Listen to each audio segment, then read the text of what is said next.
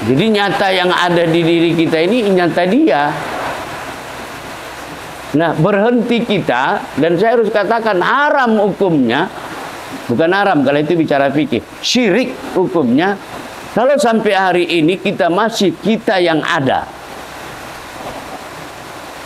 Contoh gini, kalau masih sifat 7 itu masih kita merasa pemiliknya, kalau bahasa kriminalnya itu maling namanya. Jangan lagi akui kudrat, iradat, ilmu, ayat sama basar kalam itu kita bukan. Begitulah cara Allah mau mentazallikan, menampakkan dirinya kepada kita. Ya, jadi diri kita yang ini kemasan doang.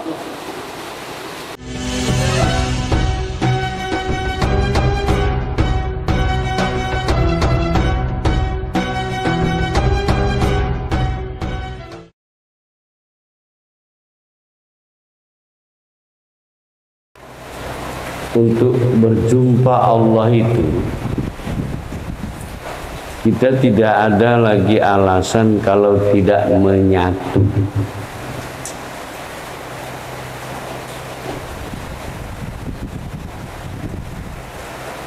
Jadi mesti menyatu.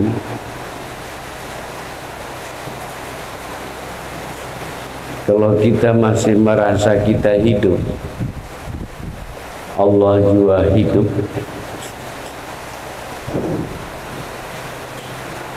prosesnya kalau manusia hidup, siapa yang menghidupkan? Lantas jawabnya ya Allah. Jadi kalau Allah hidup, siapa yang menghidupkan? Maka di situ ada dua-dua yang hidup.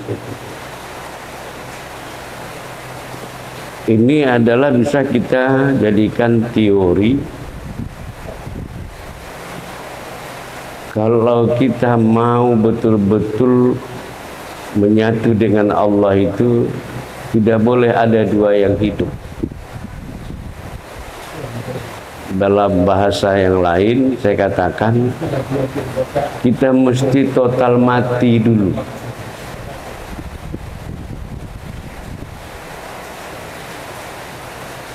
Itulah dia, la qadirun wala muridun wala alimun wala hayyun wa sami'un wala basirun wala mutakallimun.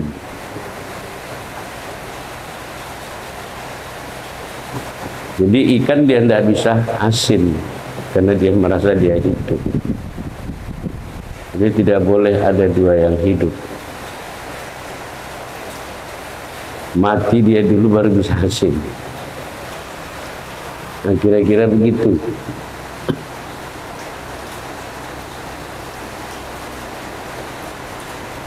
Ya, sampai situ ada tanggapan?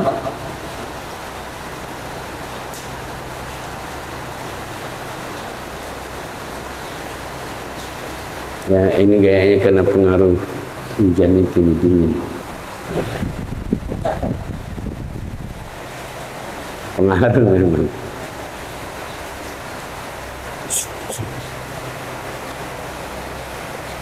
Ya, malam ini pun enak dikaji nih. Bahas. Satu, mengenal sifat ma'ani.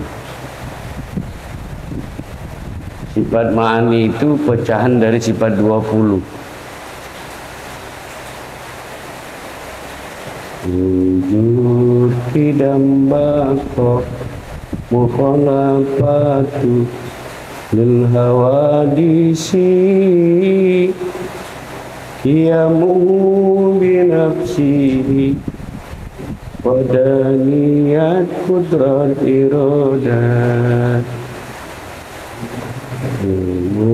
hayat sama basar kalam qadirun muridun alimun hayyun sami'un basirun mutakallimun. 20 sifat wajib Allah. Bagi kita sifat itu mustahil. Tak boleh kita memiliki sifat itu. Yang punya sifat itu wujud sampai mutakallimun tadi itu sifat wajib Allah. Sedangkan kebalikannya sifat mustahil Allah, misalnya Allah wujud ada, mustahil dia tiada.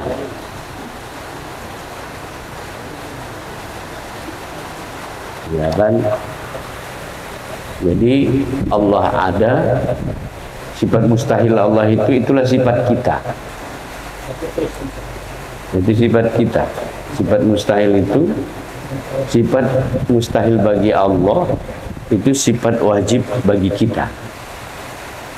20 juga dia. Udah. Terus 20 sifat itu dibagi 4. Nah, ini kalau kawan-kawan mengaji harus mahir itu. Harus mahir.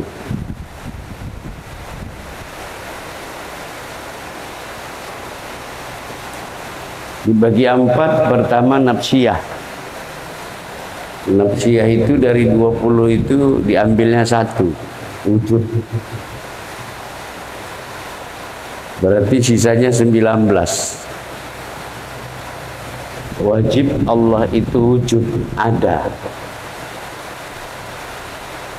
Nah ini juga kalau kita masuk ke dalam,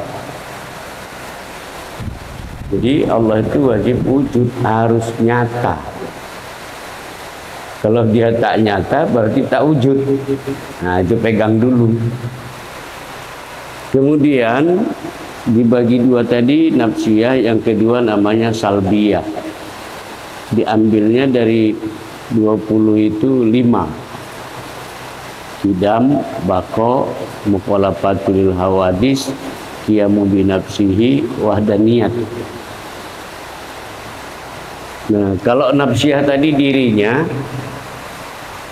kalau salbiyah itu menjelaskan tentang keberadaan wujud. Bagaimana keberadaan wujud itu? Kidam, sedia. Arti sedia itu nggak pakai permulaan. Selain daripada Allah, semua pakai permulaan. Dari tiada menjadi ada, kembali kepada tiada. Jadi wujud Allah ya kidam. Yang ketiga, yang kedua dari sifat salbiyah itu bako, kekal. Dia menjelaskan wujud Allah itu kekal gitu. Dapat apa-apanya kan, memori ininya kan, visual ini. Selain daripada Allah, tidak ada yang kekal. Kemudian ada Allah mukhalafatuhu lil hawadis. Adanya Allah itu berbeda dengan segala yang baharu. Nah, coba kita komentari dulu, manfaatnya itu luar biasa. Makanya ngaji ini wajib. Tentang sifat mukhalafatuhu lil hawadis tadi, kasusnya gini. Pada saat kita nanti sakaratul maut,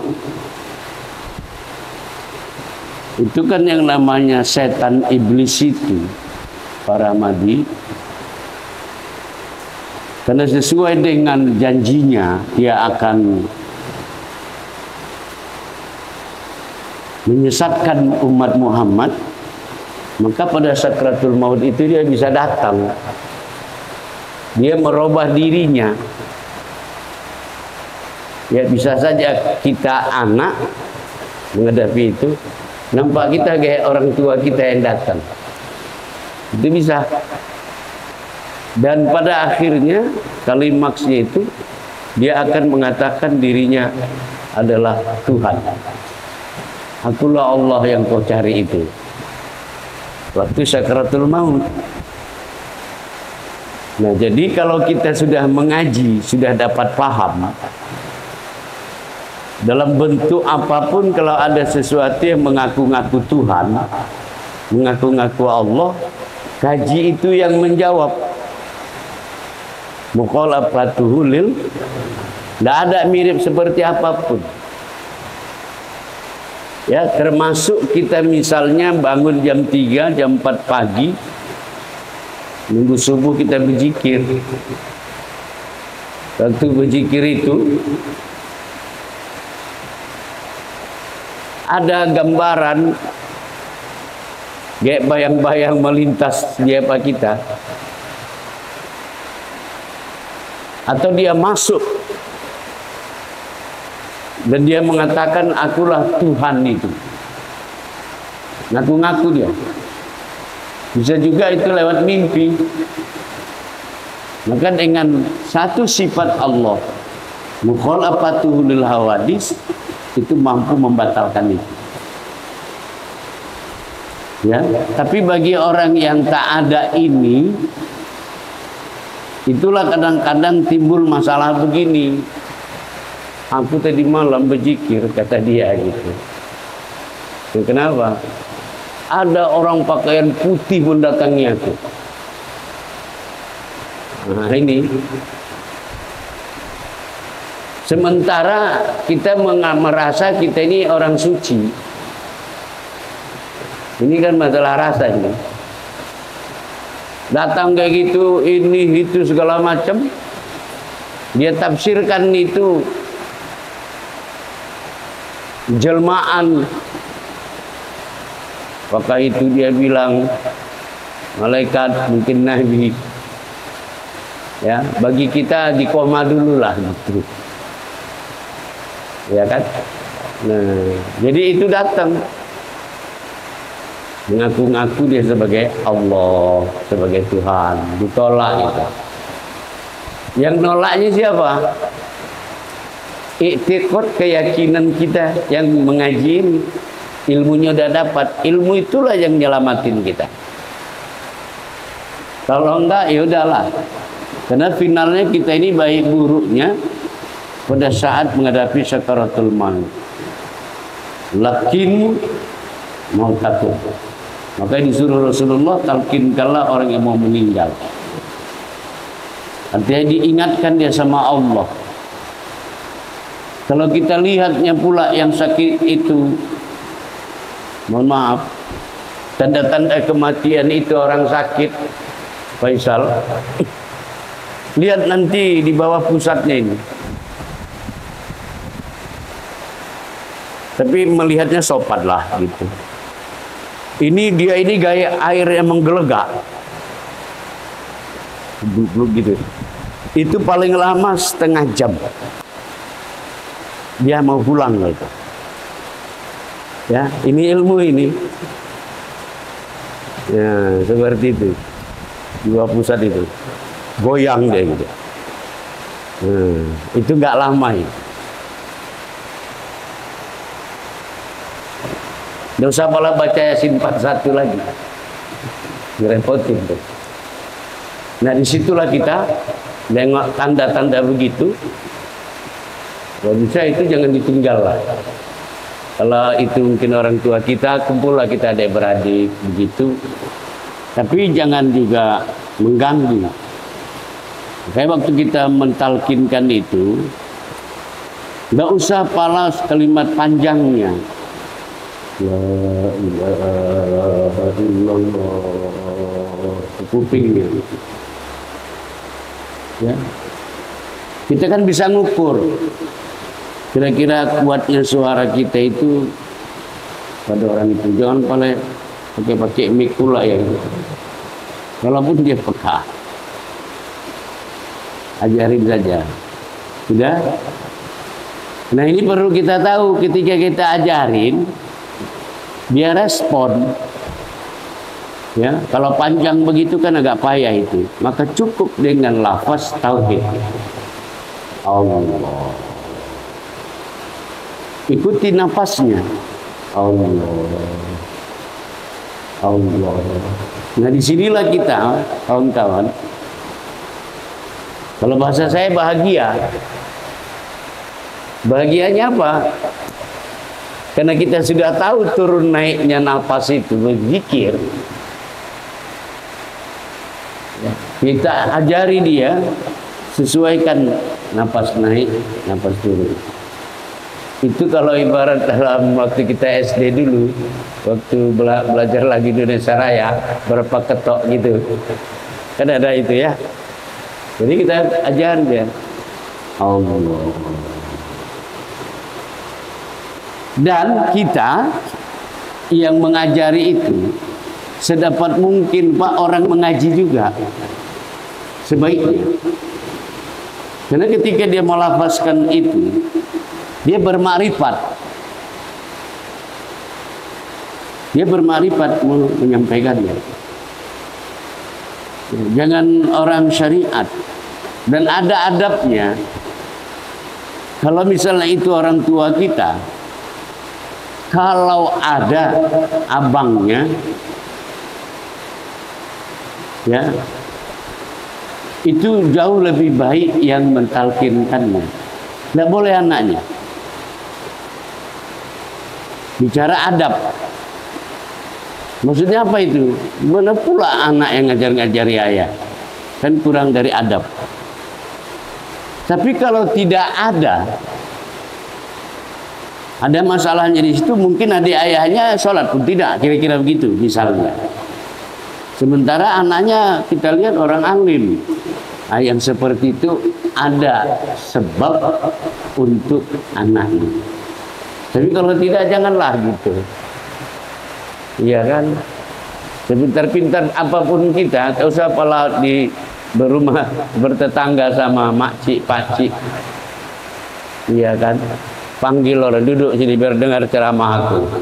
Kan nggak boleh juga kan. Tentu dengan mau izoh. Ya diajak ngobrol-ngobrol. Iya kan? Jadi kita yang sudah punya istri, kita usah pala dipaksa pakai rotan, duduk kau dengar kaji. Nggak laku kau salah. Nggak kawin kau. Jokis juga. Bawa dari cerita lah gitu kan. Dari cerita. Harus pandai lagi. Sudah ya? Jadi diajarin. Jadi kalau datang itu Pak, nah sama kita ini, kalau saya masuk lagi, tapi nanti kita tunda, mungkin 5 menit. Ini kayaknya lanjut ini, Fis.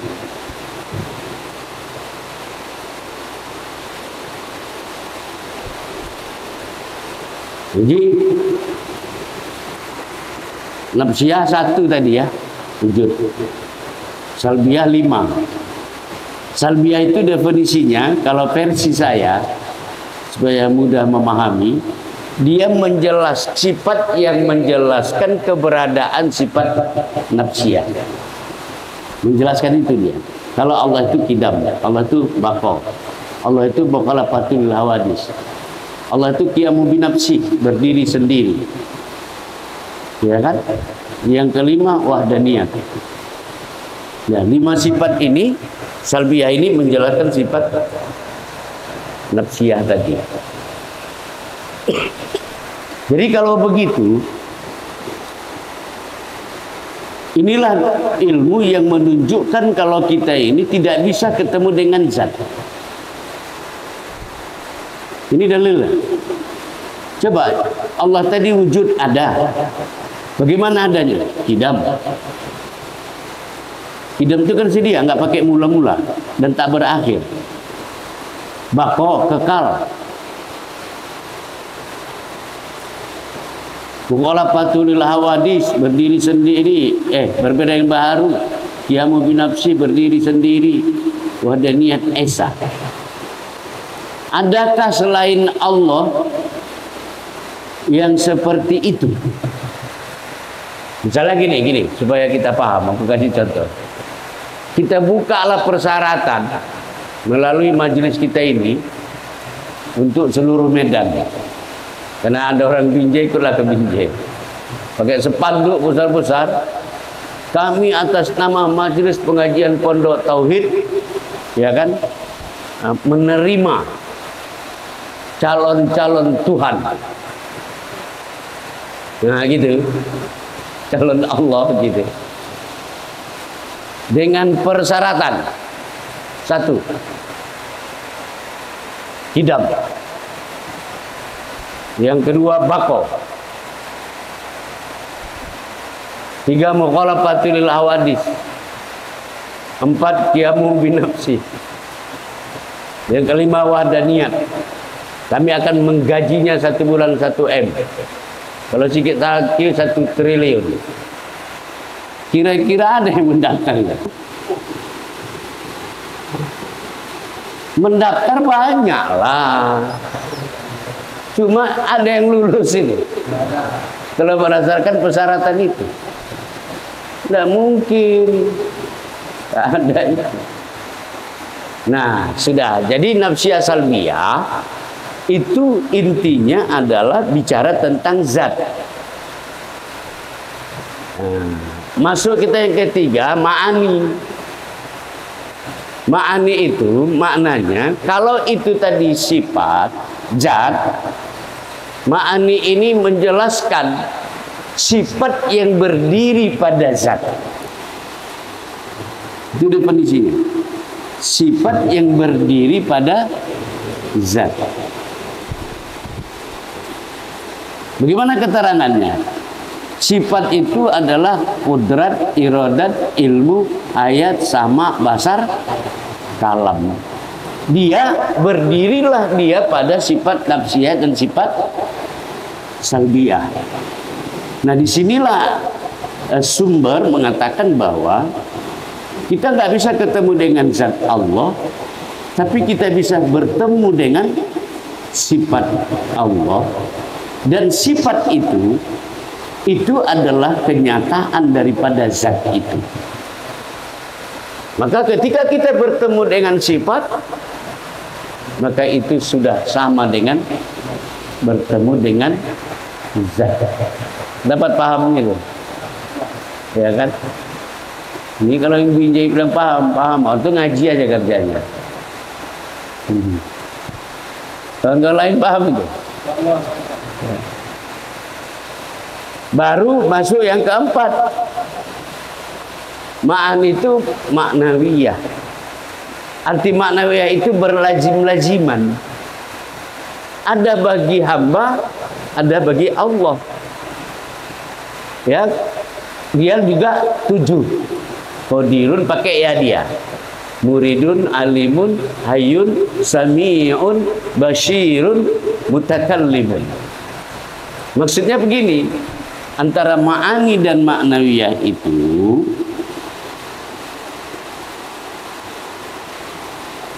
sifat yang berlazim-laziman, ada bagi Allah, ada bagi hamba. Cuma ma'ani dan maknawiyah itu, ya, ma'ani itu adanya, saya ulangi, agak payah kalimatnya. Gini, antara ma'ani dan maknawiyah disebut dengan maknawiyah tadi berlazim-laziman, ada bagi Allah, ada bagi hamba. Ma'ani. Cuma ma'ani itu sumbernya dari makna wiyah. Nah, contohnya begini. Kuasa yang kita miliki ini yang dikuasakan Allah sifatnya. Berarti kita kan nggak punya. Kita berkehendak karena diberi Allah sifat itu. Kalau begitu kita tak punya kehendak. Begitu dia memahaminya. Ya, kita mengetahui karena Allah beri sifat alim itu. Kita hidup karena dia titipkan hidup itu. Mendengar dia, melihat dia, berkata-kata pun dia. Nah, bahasanya begini.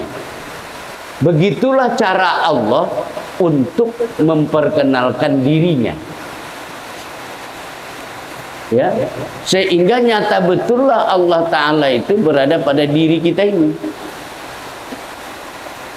Ya, maka diri kita ini, kalau kita lihat kitab-kitab yang di atasnya, diri kita ini tempat melihat nyatanya Allah melalui sifat itu tadi. Itu yang kita sebut dengan sifat ma'ani. 7 itu. Wa fi anfusikum afala tubsirun. Sanurihim ya, min ayatina itu ya menjelaskan bahwa Allah itu ya fa inni qarib. Jadi nyata yang ada di diri kita ini nyata dia. Nah, berhenti kita, dan saya harus katakan haram hukumnya, bukan haram kalau itu bicara fikih, syirik hukumnya kalau sampai hari ini kita masih kita yang ada. Contoh gini, kalau masih sifat 7 itu masih kita merasa pemiliknya, kalau bahasa kriminalnya itu maling namanya. Jangan lagi akui kudrat, iradat, ilmu, ayat, sama, basar, kalam itu kita bukan. Begitulah cara Allah mau mentazallikan, menampakkan dirinya kepada kita. Ya, jadi diri kita yang ini kemasan doang. Isi kemasan itu sifat itu. Nah, makanya Pak ini korib. Nah, cuma kan merubah mindset ini dari syariat ke thariqat ke hakikat marifat ini nggak mudah.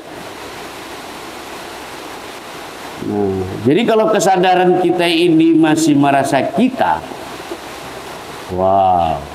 Dan saya ingin katakan secara singkat, lihatlah sifat 7 itu, itulah diri sejati kita. Itulah diri sebenar-benar diri. Jadi kalau kita bersolat, sebelum kita bertakbir, solat itu kan mi'raj. Mi'raj itu solat berjumpa Allah. Hilangkan keakuan kita, lihatlah sifat inilah Allah Ta'ala. Ini tentu bagi orang yang paham. Ya kan, kalau dia tidak paham mendengar kaji ini ya gampang. Mengaji semalam kok jadi Tuhan, kata orang kan. Kita bukan mengaku-ngaku Tuhan, mengenal Allah, bukan mau jadi Allah. Nah, tapi kita dianjurkan untuk mengenal. Nah, saya turunkan balik kalimatnya. Tapi hakikatnya begitu. Nyata dia lagi. Makanya bagaimana cara mengamalkannya? Kan begitu. Udah kenal kita sifat mana? Iya kan? Nah, ini rahasia kaji kita malam ini sebenarnya. Saya nggak tahu kenapa kadang kalau udah ngaji sedikit datang, yang nggak dikeluarkan jadi dikeluarkan. Iya kan? Begini. Jangan lagi ketika kita usul sahaja aku, ya mau sholat apapun, jangan memakai sahaja aku yang selamanya ini.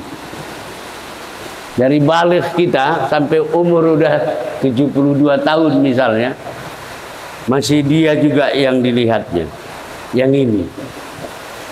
Tapi diri yang sifat yang 7 itu tadilah yang kita saksikan. Itulah diri kita. Kalau ditanya lagi dari mana sifat 7 itu?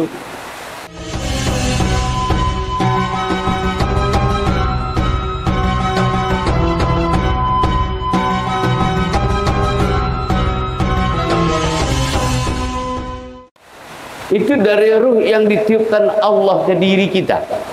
Masuk, fa iza sawaituhu wa nafakhtu fi min ruh. Masuk ruh itu ketika dia masuk menjadi energi disebut kudrat, tidak ruh lagi. Kalau mau tuntas. Iya kan? Ketika dia mendengar tidak ruh lagi.